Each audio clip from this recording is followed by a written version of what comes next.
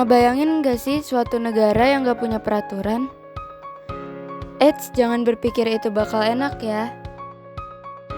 Memang terkadang kita pasti berpikir bahwa adanya peraturan itu mengganggu, tapi justru jika tidak ada peraturan malah akan menimbulkan banyak sekali konflik dan berujung pada pecahnya negara tersebut. Nah, kalian gak mau kan hal ini terjadi pada negara Indonesia tercinta kita ini?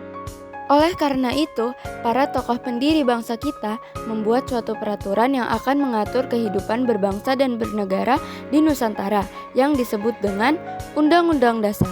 Yap, benar sekali. Undang-Undang Dasar 1945 atau yang disingkat dengan UUD 1945.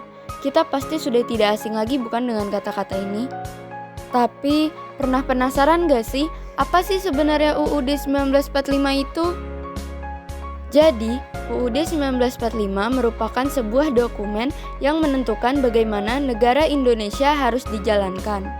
Kalian masih ingat gak sih sama peristiwa reformasi yang terjadi di tahun 1998? Peristiwa ini memunculkan tuntutan untuk mendemokrasikan penyelenggaraan negara yang memicu adanya amandemen Undang-Undang Dasar. Menurut KBBI atau Kamus Besar Bahasa Indonesia, amandemen adalah usul perubahan undang-undang atau penambahan pada bagian yang sudah ada.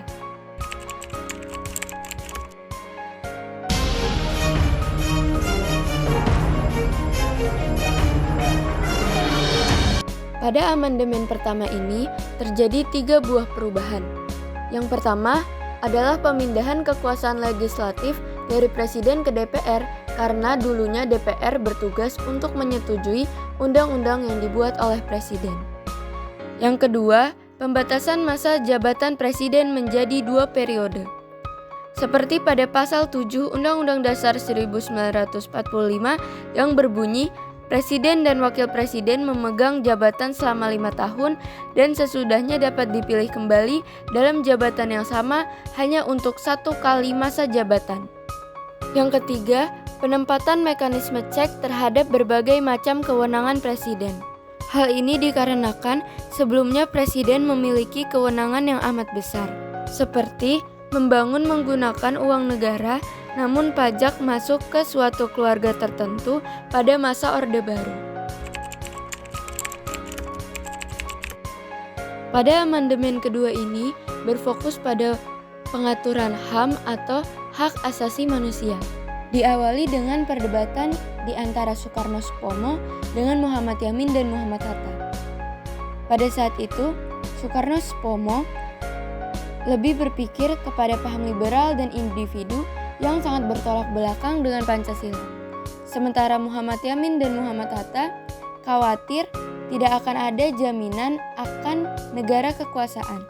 Hal ini juga yang akhirnya membuat Muhammad Hatta mengundurkan diri sebagai wakil presiden.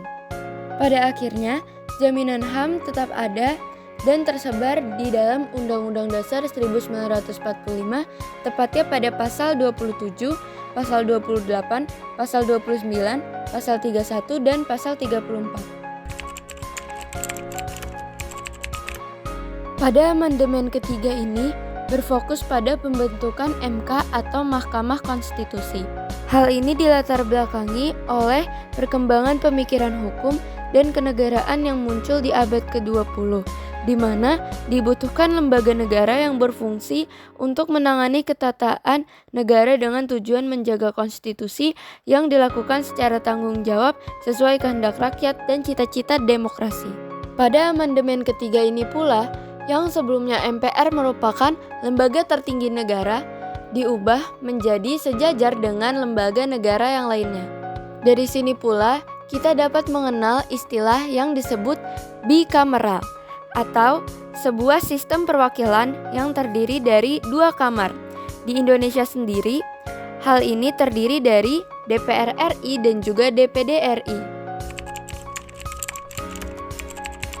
Pada amandemen keempat ini berfokus pada liberalisasi perekonomian.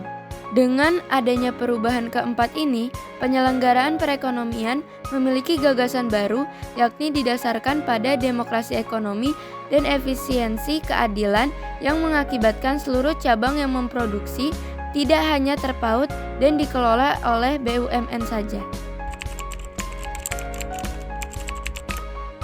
Sempat terjadi wacana akan diadakannya amandemen kelima, yaitu untuk mengadakan GBHN atau Garis Besar Haluan Negara dan perubahan periode menjadi 3 periode. Jadi, apakah amandemen kelima benar akan terjadi? Itulah sejarah amandemen Undang-Undang Dasar 1945 yang dapat saya sampaikan. Gempita Ayu Ambarwati. Mohon maaf jika ada kesalahan kata. Semoga ilmu ini dapat bermanfaat bagi kita semua. Terima kasih.